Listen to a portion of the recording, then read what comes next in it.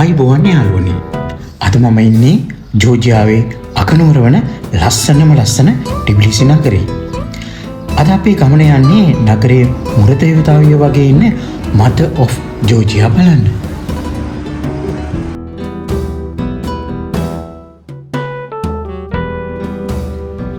අපි දැන් යන්නේ කේබල් කාර් එකෙන්.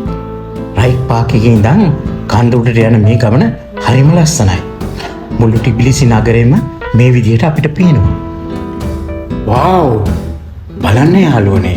දැන් අපි හරිම හිමින් හරිම නිස්කලංකව මේ කන්ද මුදුනට ඇදීලා යනවා. ඔයාලට පේනව නේද?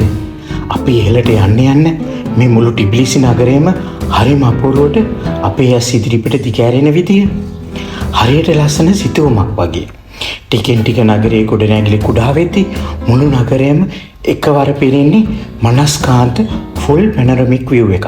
දැන් අපිට දකින්න පුළුවන්. ඇත්තටම අපි තවත් ඉහළට යද්දී මේ ටිබ්ලිසි ස්කයිලයින් එක දකිනකොට හිතට දැනෙන්නේ පුදුම නිදහසක්. මේ දර්ශනය වචනෙන් විස්තර කරන්න බැරි තරම් සුන්දරයි. ඔන්න අපි ආවා. මේ තමයි කර්ට්ලිස් ඩෙඩා. එහෙම නැත්නම් මදර් ඔෆ් ජෝර්ජියා. මේ පිළිමය ජෝර්ජියානු චරිතය නිරූපණය කරනවා. එක අතක වයින් කෝප්පයක් තියෙන්නේ මිතුරන් වෙනුවෙන්. අනිත් අතේ කඩුව තියෙන්නේ සතුරුන් වෙනුවෙන්. මේ දෙවන්ත පිළිමය නිර්මාණය කරලා තියෙන්නේ 1967 වර්ෂයේදී. ඒ ටිබ්ලිසි නගරයේ සංවත්සරයේ ඉතාම උත්කර්ෂවත් අන්දමින් සැමරීම වෙනුවෙන්. අඩි 65ක්. ඒ කියන්නේ මීටර් 20කට වඩා උසින් යුක්ත මේ පිළිමය මුළු නගරයටම පෙනෙන්නට සොලොලොකි නම් කඳු මුදුනේ තමයි පිහිටලා තියෙන්නේ. මේ පිළිමය පිටිපස හරිම ලස්සන වගේම අර්ථවත් කතාවක් තියෙනවා. මේක නිකම්ම පිළිමයක් නෙමෙයි. මේකේ නිරූපණය වෙන්නේ ජෝර්ජියානු ජනතාවගේ සැබෑ ගති ලක්ෂණ. බලන්න, ඇගේ වම්මතේ තියෙන වයින් බඳුනක්. ඒකෙන් අදහස් කරන්නේ මිතුරන් විදියට එන අයට ජෝර්ජියාව හදවතින්ම කරන ආගන්තුක සත්කාරය සහ ඔවුන්ව ආදරෙන් පිළිගන්න ආකාරය.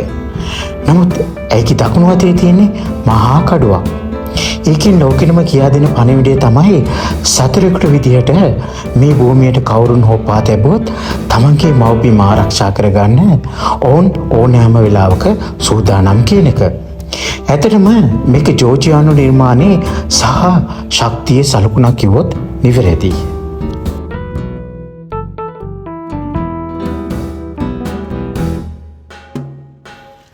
ඇත්තටම යාළුවනේ, මෙතන නම් පේන ටිබ්ලිසි සිටි view එක නම් වචනයෙන් විස්තර කරන්න බැරි තරම් මනස්කාන්ත දර්ශනයක්. මුළු නගරයම ඔබේ දෙපා මුල තියනවා වගේ හැඟීමක් මෙතනදි දැනෙන්නේ.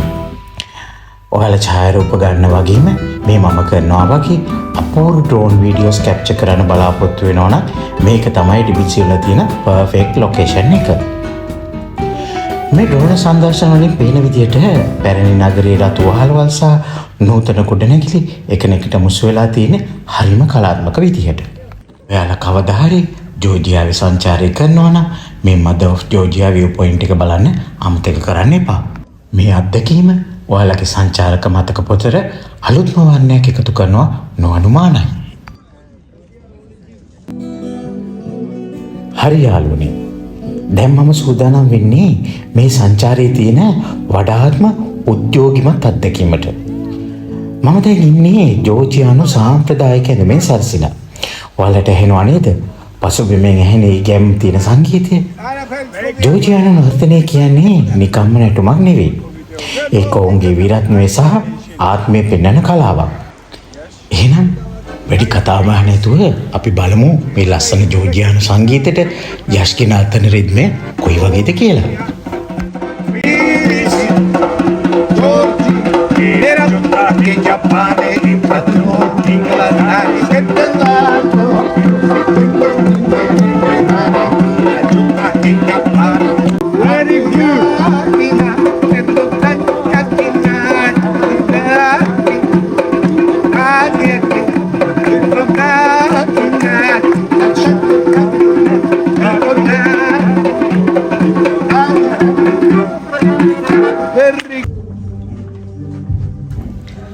යාළුවනි, මදර් ඔෆ් ජෝර්ජියා බලලා අපි දැන් ආවේ ටිබිලිසි නගරයේ තියෙන තවත් පුදුමාකාර තැනකට.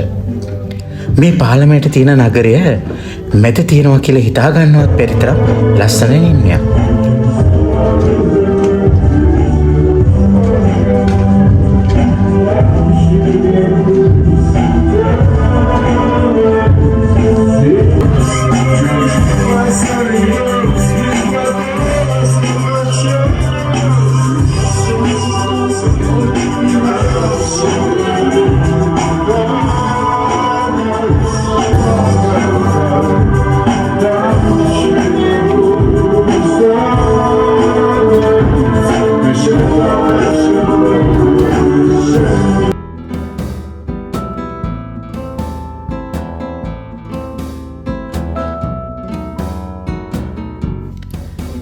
මෙන්න බලන්න මේ ලස්සන නගරයේ ගෝෂාව මැද මෙච්චර ලස්සන දියැලක් තියෙනවා කියලා කවුද හිතන්නේ?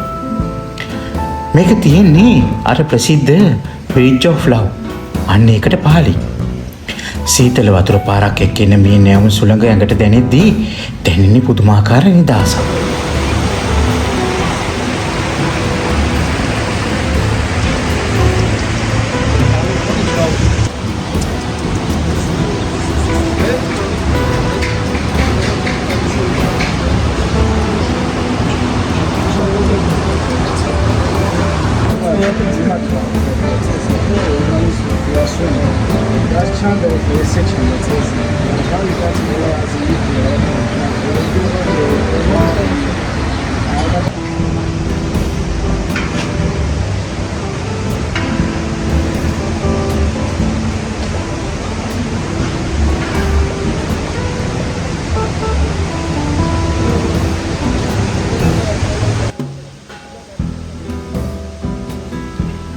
මේ පැත්තෙන් ගලාගෙන යන කුඩා දිය පාර සහ මේ දියැලේ සුන්දරත්වය නිසාම මේක සංචාරකයන් අතර ගොඩාක් ජනප්‍රියයි.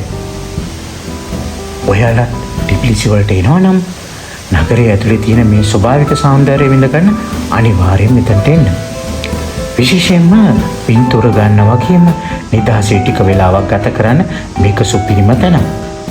එහෙනම් මේ වගේ තවත් ලස්සන තැනකින් අපේ ආයෙ හමු. Me travel with Yash.